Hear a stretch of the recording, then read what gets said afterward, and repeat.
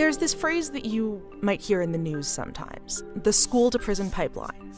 It's shorthand for how schools are funneling students, especially black students, into the criminal justice system.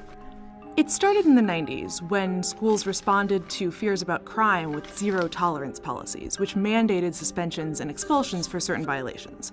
They also cracked down on little things like talking back or uniform violations. The hope was that it would keep bigger problems from bubbling up.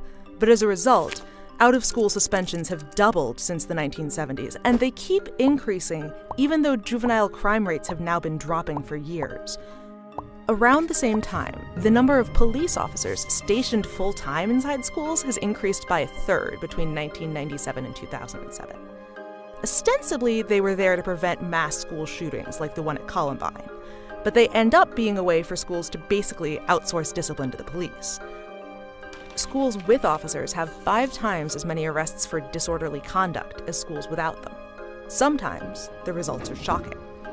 But the less visible effect is that schools are feeding the racial disparities in the criminal justice system.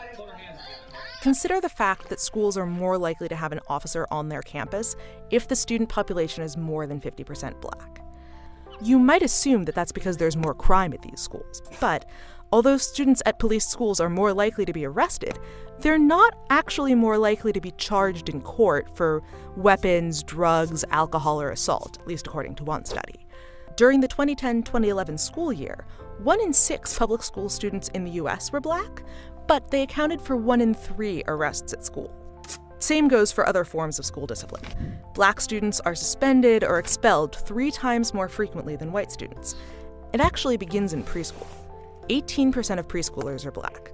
But if all preschoolers suspended more than once, 48% are black.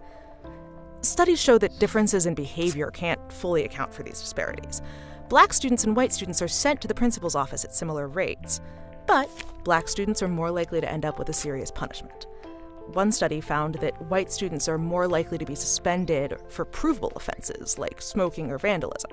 Black students are more likely to be suspended for subjective offenses like talking back or insubordination. Students who are suspended in school are more likely to later drop out or get arrested, so the federal government is asking schools to make suspension and expulsion the absolute last resort. In Oakland, California, public schools are trying something called restorative justice, where both parties in a conflict talk it out with a counselor instead of relying on punishment. The results are pretty encouraging. In the last 10 years, chronic absenteeism is down, and graduation rates are up in the schools that have tried it. Other cities and districts are also trying new policies. They're hoping that if their students end up in the criminal justice system, at least it won't be because the schools pushed them there.